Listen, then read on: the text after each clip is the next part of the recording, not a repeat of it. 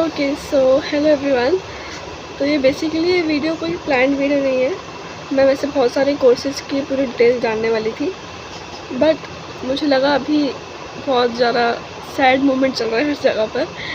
मुझे भी चल रहा है, इसलिए मुझे लगता है सब पर, सारे स्टूडेंट्स पर चल रहा होगा जिनका फर्स्ट लिस्ट में नाम नहीं आया है। और वैसे मार्च से बहुत ज़्यादा स्ट्रेस भी है कि CUT मुझे नहीं लगता वर्थ इट है, क्योंकि अभी तक जो कास्ट सिस्टम है वो अच्छे से हटा नहीं है। और ये जो कॉमन सीट अलॉटमेंट सिस्टम है उसमें कॉमन तो मुझे अभी तक कुछ दिखा नहीं है। मतलब 600 मार्क्स वाले भी जो जिनका SC/ST का सर्टिफिकेट है, मैं ये रिस्पेक्टिवली बोल रही हूँ, ऐसा कुछ मेरे को किसी से प्रॉब्लम नहीं है।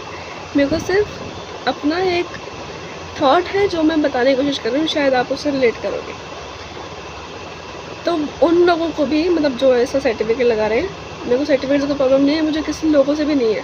सबके अपनी रिस्पेक्टिव कैटेगरी है, उसका कोई इशू नहीं है। बट ये जो सिस्टम चल रहा है ना, उससे प्रॉब्लम है कि उसमें उनको SRCC मिल रहा है, हंसराज मिल रहा है। एंड यहाँ पर वो नॉर्मलाइजेशन से एक तो मार्क्स इतने कम कर देते हैं। मतलब 12th से ऐसा सोचो, अगर आप 12th के आपने पेपर दे दिए तो उससे पहले क्या बोलते थे कि 12th के बाद बच्चे फ्री हो गए, है ना। बट अब ऐसा बिल्कुल भी नहीं था। 12th के पेपर देते ही ज़्यादा मैक्स एक हफ्ते से भी कम का रेस्ट लिया होगा कि थोड़ा फ्री माइंड होके।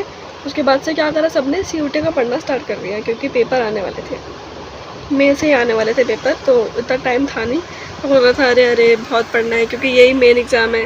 मतलब पहले तो ये तो खैर है ही हिपोक्रेसी। पहले तो ये बोलते हैं कि 8th 9th में बोलेंगे कि 10th बहुत इंपॉर्टेंट है, और तो वो है क्योंकि उसके लिए स्ट्रीम चूज़ करने पड़ते हैं। उसके बाद में 11th 12th में बोलते हैं कि 12th बहुत ज़्यादा इंपॉर्टेंट है। 10th इतनी नहीं थी, बट 12th है, चलो वो भी सुन लेते हैं। उसके बाद में बोलते हैं कि अब 12th तो हो गई आपकी, बट सबसे बिल्कुल लाइफ का डिसीजन ही ये CUT के पेपर से हो जाएगा आपका अब। तो उसके लिए बहुत ज़्यादा, मतलब वो ऐसे जैसे गवर्नमेंट एग्ज़ाम के पेपर टक्कर का था वो, बिल्कुल उसके लिए तैयारी करना बहुत ज़रूरी थी। तो किसी ने रेस्ट भी नहीं किया होगा 12th को, मतलब अच्छे से इंजॉय भी नहीं करा होगा अपना फ्री टाइम। आपने CUT का पढ़ना स्टार्ट कर दिया होगा। उसके बाद में कभी डेट शीट आ रही है, कभी शेड्यूल आ रहा है, सेंटर भरा कहाँ था, कहाँ आ रहा है, किसी का हरियाणा में आ रहा है, किसी का मेरठ में आ रहा है, और वो दिल्ली में भरने के बाद वहाँ आ रहा है। तो चलो वो भी धूप में, गर्मी में, उस टाइम तो बहुत गर्मी थी, अब तो चलो फिर भी थोड़ा ठीक है। बट धूप में, गर्मी में जा रहे हैं दूर दूर पेपर देने, कभी 3 पेपर एक साथ हैं, कभी 2 पेपर एक साथ हैं, तो वो साथ वाला भी स्ट्रेस है। कोई एक हो तो ऐसा होता नहीं कि कॉन्सेंट्रेट किसी एक ही पे होता है। फिर ये चल रहा है, पेपर दे के आ रहे हैं, फिर रिजल्ट देख रहे हैं, तो पहले रॉ स्कोर कैलकुलेट करो, और वो तुम्हारा अगर अच्छा आ रहा है तो तुम में थोड़ी होप आती है ना कि चलो ठीक है स्कोर अच्छा आ रहा है। कितना ही कम हो जाएगा नॉर्मलाइजेशन से, अगर ऐसी कोई चीज़ है भी, वैसे तो पता ही पहली बार चला था, बट अगर ऐसी कोई चीज़ है भी तो कितना ही कम हो जाएगा और कितना ही बढ़ जाएगा। बढ़ने में तो फिर मेरे को वैसे भी नहीं करता, सब थोड़ा ऐसे करते हैं कि बाद में ज़्यादा निराशा ना हो, तो पहले ही ऐसे ही सोच लो कि कम ही होगा, तुम्हारा नहीं बढ़ने वाला। काफ़ी होगा, बड़ा भी है, बट उनसे बहुत ज़्यादा का कम ही हुआ है, एंड मैं कम होने वालों में से हूँ। ओके सो मतलब मुझे ये चीज़ समझ में नहीं आ रही, एक तो इतना लंबा प्रोसीजर है ये, जिसमें पहले कभी सेंटर चेक कर रहे हैं, कभी एडमिट कार्ड आ गया वो चेक कर रहे हैं। मतलब हर चीज़ का बहुत ज़्यादा प्रेशर था उस टाइम पे। कैसा होता था कि बस जैसे तैसे ये एग्ज़ाम ख़त्म हो जाए तो जाके सही मायने में फ्री होंगे, कि हम 12th के बाद सही में फ्री हुए। जो कि हाँ ठीक है, चला भी, जब CUT के पेपर ख़त्म हो गए थे तो काफ़ी हद तक फ्री रहे थे, कुछ था नहीं करने को काम वाम। तो बट उसके बाद में अब क्या हुआ, कभी फेज़ 1 आने वाला है। अब वो सोचो, मतलब काफ़ी तो, मतलब एक तो बहुत इन्फ्लुएंस करते हैं लोग। कोई CUT का एजुकेशन जो सारे पेजेस चल रहे हैं, कोई बोलता है कि आपके मार्क्स मैटर नहीं करते, आपकी प्रेफरेंस शीट मैटर करती है। कोई बोलता है मार्क्स भी मैटर करते हैं, जो स्टिमुलेटेड रैंक आ रही है वो भी मैटर करती है। अरे भाई पता तो चलिए सब क्या होता है, पहली बार ही तो सुन रहे हो ना। मतलब उन लोगों के लिए पहली बार नहीं होगा, क्या पता वो कब से कर रहे हो ये सब, कब से लोगों को सिखा रहे हो, वो चीज़ ठीक है, उन लोगों को पता होगा पहले से। बट हमारे लिए S25 और 26 का बैच तो ये पहली बार ही है ना। अब सीनियर से भी कितना पूछ लो, हर किसी के सीनियर्स फ्रेंड्स नहीं होते, एंड सारे सीनियर्स अच्छे भी नहीं होते जो बता दें। आजकल तो वैसे दोस्त ही अच्छे नहीं होते, बट खैर पर्सनल पे नहीं जाएंगे। तो वो ये होता है, तो वो समझ में नहीं आ रहा है कि क्या करें। मैं खुद अभी इतने टाइम से, डिप्रेशन तो नहीं कहेंगे, खैर हर इतनी छोटी छोटी चीज़ों में नहीं करना चाहिए, लेकिन स्ट्रेस होता है क्योंकि एक्सपेक्टेशन सबको बहुत ज़्यादा है। एंड फर्स्ट लिस्ट में मुझे लगा था आएगा, बट फर्स्ट लिस्ट में तो चलो ठीक है, मैंने वैसे इतना एक्सपेक्ट नहीं किया था कि फर्स्ट में आएगा। तो सेकंड में अब आना चाहिए, जो 28 को आ रही है। होप तो यही कर रहे हैं कि आ जाए, ज़्यादा लेट नहीं करें बैच को। वैसे भी इस बार इसी बार 1 से ही स्टार्ट करें, उन्हें हमेशा 15-16 तक जाता है, बट इस बार ही 1 अगस्त से स्टार्ट कर रहे हैं सेशन को। हाँ, बैकअप ऑप्शंस रखे होंगे सब ने, मतलब रखे ही होंगे, किसी ने अम्बेडकर का फॉर्म भर दिया होगा। बट मुझे ये जानना है कि अगर अभी भी मेरा मेन कंसर्न ही वीडियो बनाने का ये है, एक तो मुझे थोड़ा, मैं सोच रही थी अगर किसी को बताऊंगी तो शायद मेरा भी मन हल्का हो जाए, और शायद आप सब रिलेट भी करोगे जिनका नहीं आया, स्पेशली वो, और जिनका आ गया उनके लिए बहुत अच्छी बात है। पर लेकिन वो भी खुश नहीं है ज़्यादा तो सुन रही हूँ मैं, सब अपग्रेड कर रहे हैं, वो कर रहे हैं। अब उनका भी अपग्रेड हो रहा तो अच्छी बात है, सबको सीट मिलनी चाहिए। सबने इतनी मेहनत करी है, मार्च से लगे पड़े हैं, कभी पेपर दे के आ रहे हैं अलग अलग सेंटरों पे, इतना दूर दूर। मेरा खुद हरियाणा में पड़ा था सेंटर, जबकि मेरी फर्स्ट प्रेफरेंस थी दिल्ली की, एंड दिल्ली आया था। जब एडमिट कार्ड पे आया था तो कैसे लिखा रहा था, सिर्फ दिल्ली आ रहा था लिखा हुआ, कोई जगह लिखी नहीं आ रही थी। बहुत कम लोगों के में आ रही होगी, मेरे में नहीं आ रही थी।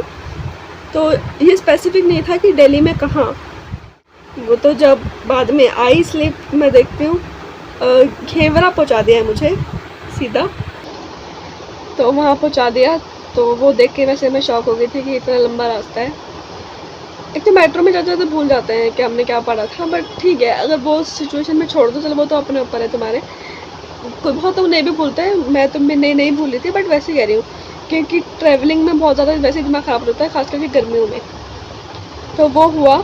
एंड दूसरा उस वहाँ पर मेरे तीन पेपर थे, शायद नहीं 2 थे, घेवरा में 2 पेपर थे।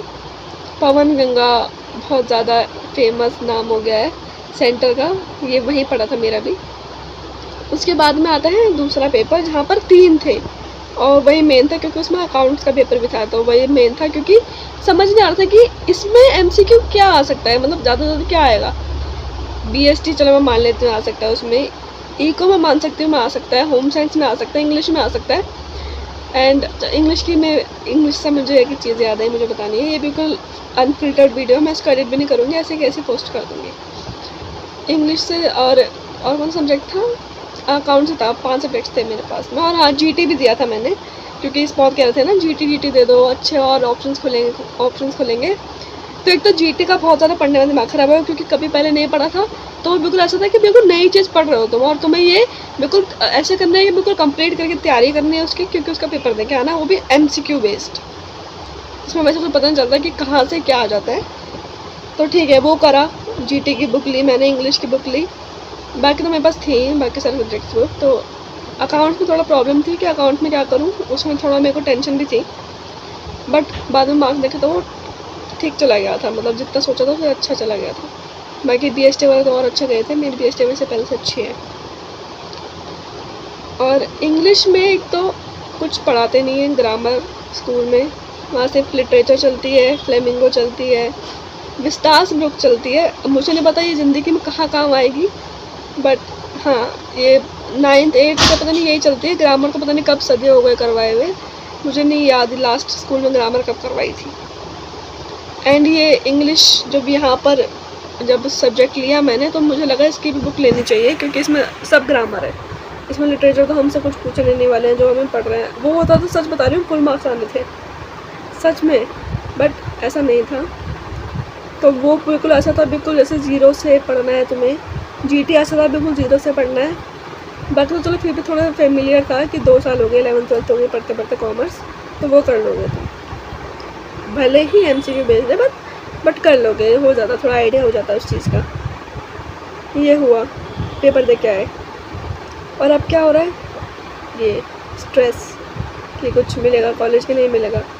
प्राइवेट यूनिवर्सिटीज़ के फ़ोन बहुत अच्छे जा रहे हैं, सब टाइम टू टाइम आ रहे हैं, एमईटी में ले लो, और सारे आ रहे हैं। नोएडा में तो बहुत सारी प्राइवेट यूनिवर्सिटीज़ हैं, सबके आ रहे हैं। आईबी यूनिवर्सिटी पीछे पड़ी हुई है, हमारे में ले लो, हमारे में ले लो।